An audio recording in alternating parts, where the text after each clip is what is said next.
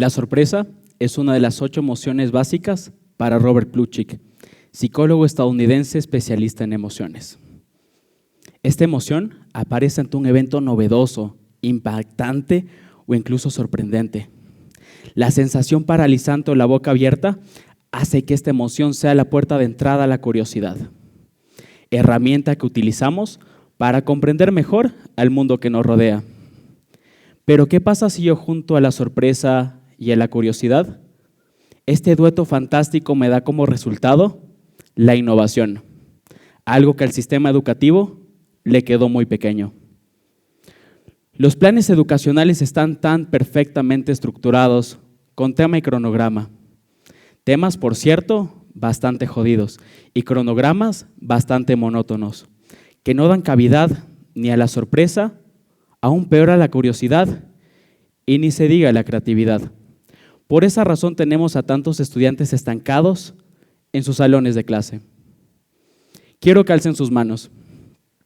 ¿A cuántas personas aquí les dio vergüenza de pronto hacer una pregunta en clases porque de pronto ya esa pregunta se disparaba hacia otra dirección? Ok, algunos. ¿Cuántos aquí presentes de pronto el profesor lo silenció? Porque de pronto y su comentario sí se fue hacia otra dirección o sobrepasó la planificación establecida por el profe. Cuando somos niños, somos curiosos. De hecho, somos curiosos naturales. Y eso nos permite aprender jugando. Y aquí les quiero hacer también otra pregunta. ¿Se acuerdan de su primer día de clases? ¿Por qué buscamos ser iguales cuando llegamos al cole? ¿Por qué buscamos parecernos al resto? Es curioso. Cuando llegamos al colegio, ocultamos nuestra singularidad. Pero ¿en qué momento la forma de aprender mató a la curiosidad? La curiosidad muere cuando alguien se cree dueño del conocimiento, por el simple hecho de ser adulto, ser profesor o simplemente por estar frente al aula. Dentro del colegio y del sistema educativo existen algunas jerarquías de poder que pasamos por alto cuando somos estudiantes. De hecho, nuestros padres nos envían al colegio como si es que este fuera el único lugar donde pudiéramos aprender. Les quiero poner un panorama un poco más cercano a la realidad. Los muchachos de hoy en día aprenden cosas mucho más prácticas, útiles, a partir de videos de 15 segundos en TikTok, versus lo que un profesor hoy nos puede ofrecer en una clase. Quiero aprovechar hoy que estoy aquí en una universidad para felicitar a todos los docentes aquí presentes, porque hoy en día realizar una planificación para clases resulta inútil frente a un mundo repleto de información que los jóvenes y sobre todo los niños consumen a través de sus dispositivos electrónicos. Me llamo Juan Simón Delgado, tengo 23 años y desde muy pequeño vengo cargando algunas etiquetas. Malcriado, vago, rebelde, contestón, pero siempre me sentí un curioso más. Así como ustedes, yo también iba a la escuela a aprender, pero también tenía mucho por enseñar. Desde pequeño decidí optar por caminos alternativos. Soy creador de contenido en internet, soy activista educativo y emprendedor. Yo construí mi propio camino, un camino diferente. Decidí darle luz verde a la creatividad y decidí responder todas esas preguntas que el sistema no me supo contestar. Por esa razón, el día de hoy estoy aquí frente a ustedes. El mensaje es claro. Para la escuela, yo no sabía nada. De hecho, soy un reprobado más. Así es, reprobé a decidir seguir esa relación tóxica donde un maestro es dueño de la información y a mí me toca ser un alumno ignorante más. Si me preguntan qué enseñan las escuelas hoy, diría que nada nuevo. Pero si me preguntan qué enseñan las pantallas hoy, la respuesta cambia. Para las personas que me conocen, ustedes saben que a mí me encanta hacer cuestionar a las personas. Y aquí les voy a dejar una pregunta que espero no los deje dormir. Para ustedes, ¿qué es una escuela del futuro? ¿Un lugar donde el profesor es dueño de la información o un lugar donde el profesor es un ignorante, cuestiona y aprende de la mano de sus alumnos? El sistema educativo está diseñado para enseñar a los estudiantes habilidades académicas como multiplicar, aprender a escribir, aprender a leer, pero creo que en toda esta estructura tan monótona se olvidan de enseñarnos cosas sencillas que nacen de la curiosidad. Como por ejemplo, cómo tener una mejor comunicación social entre personas, cómo emprender, cómo ahorrar o incluso cómo alimentarnos mejor. ¿A quién aquí no le hubiera gustado que en la escuela nos enseñen cómo ahorrar para comprarnos nuestro primer carro? Quiero ver aquí sus manos. Que alcen la mano todas las personas que no han utilizado el trinomio cuadrado perfecto desde el día que se graduaron. Todos, ¿verdad?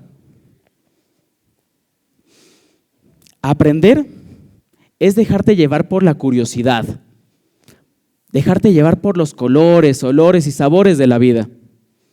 Experiencias. ¿Desde cuándo acá memorizar se volvió el método que utilizamos para aprobar una clase? ¿Sabían ustedes lo que significa memorizar?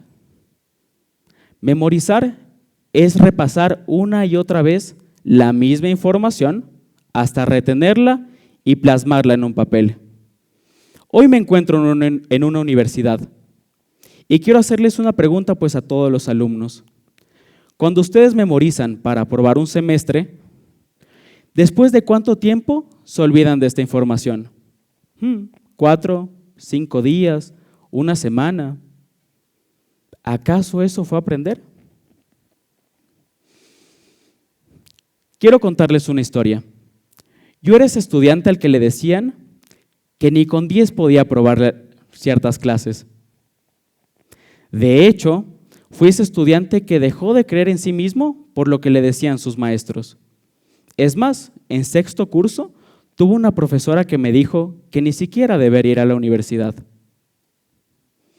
¿A cuántos aquí le rompieron sus ilusiones por un bombero o un rojo en su libreta de calificaciones? Cuando llegué a la universidad, me di cuenta que era lo mismo y me dio un planchazo contra la vida.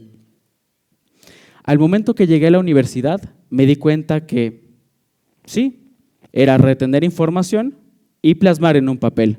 Obvio, ya no semanalmente ni cada 15 días, sino al final de cada semestre.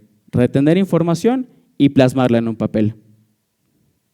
¿Acaso yo fui el único que se desilusionó de la carrera que quería seguir desde que era un niño? ¿Acaso yo fui el único al que la universidad le rompió sus ilusiones? Yo desde pequeño jugaba a ser ese profesional y cuando llegué a la universidad me di cuenta que era más de lo mismo, memorizar y plasmar en un papel. Hace un año, después de haber reprobado una materia de la universidad, llegué a mi casa, algo desilusionado, algo triste, y me puse a ver TikTok. Y mientras scrolleaba en la aplicación, me topé con políticos, me topé con artistas, me topé incluso con multimillonarios. Y me puse a pensar, ¿en qué se diferencian ellos, esas personas que percibimos perfectas desde las redes sociales, contra nosotros, los simples mortales? Como les dije desde el principio, la curiosidad siempre ha estado ahí. Y creo que esa noche la curiosidad me abrazó tan fuerte que incluso me dio insomnio. No podía dormir. Tenía una pregunta en mi cabeza que no podía descansar hasta responderla. ¿Cuál es el camino del éxito de las personas que nosotros percibimos perfectos? ¿De pronto será que el presidente tuvo las mejores calificaciones? ¿Será que los artistas que vemos en festivales o escuchamos en Spotify tuvieron notas sobresalientes? Siempre me gustó crear contenido. De hecho, desde los 16 años creo contenido para internet y decidí utilizar esta herramienta para contestarme una pregunta. ¿Cuál fue la trayectoria académica y profesional de las personas más populares de nuestra sociedad? Y decidí cambiar mi pupitre y mis libros por una mesa y un micrófono. Reemplacé mis profesores por entrevistados semanales. Y ahí es cuando nace Educación Alternativa Podcast, un podcast que me cambió la vida. Semanalmente empecé a entrevistar a los políticos más importantes de nuestro país, a los artistas más sobresalientes y sobre todo esas personalidades que cuando vemos en la tele o en una pantalla, las vemos hacia arriba, las admiramos. ¿Saben ustedes en qué se parece el presidente de la República a un ganador de un Grammy? Sí, de hecho ambos los entrevistamos hace unos meses. ¿En qué se parece el presidente de la República a un ganador de un Grammy? Ambos renunciaron a un trabajo monótono de 8 horas para cumplir sus sueños. Se arriesgaron. ¿Y saben qué fue lo mejor de todo? Creo que ya es historia. Uno es presidente y el otro ganó un Grammy.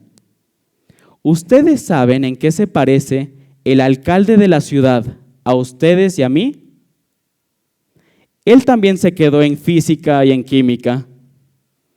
Ustedes, por cierto, ¿saben en qué se parece de pronto los artistas a los cuales pagamos por ver en festivales? ¿A ustedes y a mí en qué se parecen esos artistas que tocan música en grandes escenarios? Ellos también se cambiaron de carrera. ¿Y saben qué pasó? Les fue muy bien. Hoy en día, Educación Alternativa Podcast es un medio que alberga a más de 100,000 personas, a 100,000 inconformes, a 100,000 estudiantes a los cuales marginaron y les dijeron que eran relajosos y quizás no tenían un futuro prometedor. Hoy en día, semanalmente, publico un podcast donde les enseño que sí, quizás ser inquieto, ser relajoso o ser diferente es una oportunidad para ser líder en un futuro, o incluso mejor, para ser un gran emprendedor, porque este tipo de estudiantes tienen algo en común, y es que a todos los acostumbraron a fallar. Todos esos estudiantes reprobaron, de hecho casi todos los años. Por esa razón, cuando salen de la escuela, son emprendedores, son líderes. ¿Saben por qué? Porque no tienen miedo a fallar. Y lo más bonito es que semanalmente les comparto un podcast con las personalidades más influyentes de nuestro país y el mundo. Por lo tanto, ellos pueden saber que esa gente que es diferente, que esa gente que es marginada, que esa gente que se quedó todos los años, tiene algo en común con personalidades gigantes, y es que no son perfectos. En conclusión, me gustaría decirles una cosa, y es lo que me llevo de toda esta charla y sobre todo de este experimento, de estas preguntas que me realicé mientras estaba triste. Y si bien es cierto, es que aprender siempre será una guía para realizarte preguntas, para cuestionarte y sobre todo para no poder dormir. Hoy en día, la curiosidad es mi linterna. Mastico todos los días preguntas que escupo semanalmente en formato podcast. Y quiero decirles una cosa, si bien es cierto, empecé con un medio educativo y eso, quieran o no, me convierte en un mentor o en un profesor. Pero ¿saben en qué me diferencio yo a los profesores tradicionales? Es que yo no soy un profesor dueño del conocimiento. Yo soy ese profesor ignorante que cuestiona y aprende de la mano de mis seguidores. Muchísimas gracias.